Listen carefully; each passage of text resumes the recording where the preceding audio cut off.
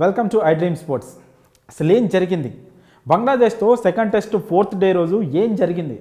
Match చూడకుండా ఉన్నోళ్ళు చాలా మిస్ అయినట్టే. ఎందుకంటే టీమిండియా బ్యాటర్లు టెస్ట్ ఆడలేదు, T20 స్టైల్లో ఇరక్కొట్టుడు కొట్టారు. ఊర మ్యాచ్ బ్యాటింగ్తో రెచ్చిపోయారు. అదేంటి టెస్టుల్లో అంత T20 స్టైల్లో ఆడాల్సిన అవసరం ఏముంది? పైగా ఒక్కళ్ళు కాదు, ఇద్దరు కాదు, రోహిత్ శర్మ, గిల్, జైస్వాల్, విరాట్ కోహ్లీ, కేఎల్ రాహుల్ అందరూ T20 స్టైల్లోనే బ్యాటింగ్ చేశారు. ఎందుకు అంటే సెకండ్ టెస్ట్ గెలవడానికి.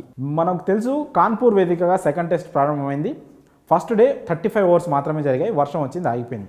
అలాగే సెకండ్ థర్డ్ డే కూడా వర్షం వల్ల మ్యాచ్ జరగలేదు. సో 3 రోజుల ఆట జరగలేదు సరిగ్గా. ఇంకా మిగిలింది 2 రోజులే. వర్షం ఆగినా కూడా ఈ మ్యాచ్ మ్యాక్సిమం డ్రా అవుతుందని అంతా అనుకున్నారు. అలా అయితే మనం ఇప్పుడు WTC ఆడాలి, 2025లో ఉంది. అది ఫైనల్ ఒకవేళ ఆడాలంటే టెస్ట్ మ్యాచ్లు గెలుచుకుంటూ రావాలి, మన పాయింట్స్ ఎక్కువ ఉండాలి. బంగ్లాదేశ్తో మనం ఈజీగా గెలవచ్చు. ఫస్ట్ మ్యాచ్ ఆల్రెడీ గెలిచేసాం టెస్ట్, సెకండ్ టెస్ట్ కూడా గెలిస్తే మన పాయింట్లు పెరుగుతాయి. కాకపోతే వర్షం వల్ల మ్యాచ్ డ్రా అయిపోతే మనకు పాయింట్స్ రావు. ఈ ఒక్క పాయింట్ చాలామంది క్రికెట్ ఫ్యాన్స్ని కాస్త కలవరపెట్టింది. మ్యాచ్ జరగకపోతే ఎలా అని. కానీ ఫోర్త్ డే వర్షం ఆగి మ్యాచ్ స్టార్ట్ అయింది. బంగ్లాదేశ్ 233 రన్స్కి ఆల్అవుట్ అయిపోయింది. ఆబ్వియస్లీ ఇక టీమిండియా బ్యాటింగ్కి వస్తుంది. ఆ తర్వాత మళ్ళీ బంగ్లాదేశ్ సెకండ్ ఇన్నింగ్స్ ఆడాలి, మళ్ళీ టీమిండియా సెకండ్ ఇన్నింగ్స్ ఆడాలి. ఇలా 2 రోజుల ఆటలో ఇన్ని ఇన్నింగ్స్లు అంటే మ్యాక్సిమం డ్రానే అనుకున్నారు. కానీ రోహిత్ శర్మ వేరేలా ఆలోచించాడు. మాస్టర్ మైండ్ కదా అది, మాస్టర్ మైండ్, మామూలు మాస్టర్ మైండ్ కూడా కాదు. T20 స్టైల్లో బ్యాటింగ్ చేసి ఫటా కొట్టారు.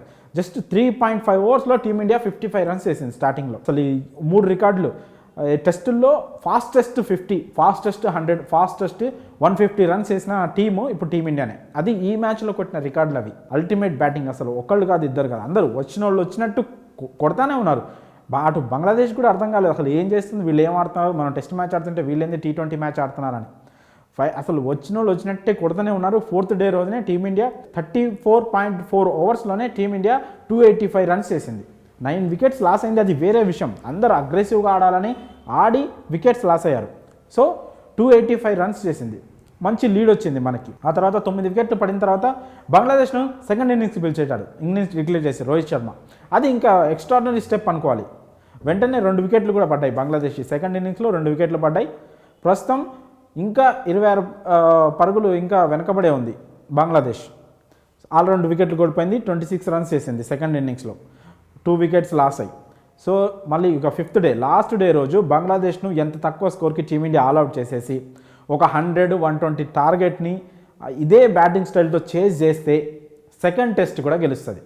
ఫస్ట్ డే రోజు కేవలం 35 ఓవర్స్ ఆట జరిగి ఆ తర్వాత 2 రోజుల్లో టెస్ట్ గెలుస్తుంది టీమిండియా. ఒకవేళ అదే జరిగితే మాత్రం ఇది ఒక అద్భుతమైన రికార్డ్ అనుకోవాలి.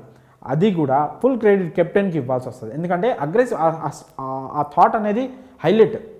అగ్రెసివ్ బ్యాటింగ్ చేసి జైస్వాల్ కానీ, రోహిత్ శర్మ కానీ, విరాట్ కోహ్లీ, కేఎల్ రాహుల్ కూడా అందరూ అసలు మొత్తం T20 స్టైల్లో బ్యాటింగ్ చేసేసి మంచి స్కోర్ చేశారు. జైస్వాల్ అలాగే కేఎల్ రాహుల్ ఇద్దరు హాఫ్ సెంచరీ చేసుకున్నాడు.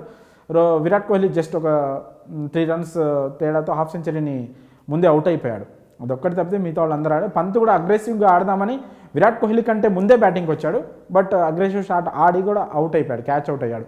మిగతా అంతెందుకు బౌలర్ ఆకాష్ దీప్ కూడా వరుసగా 2 సిక్స్లు కొట్టాడు.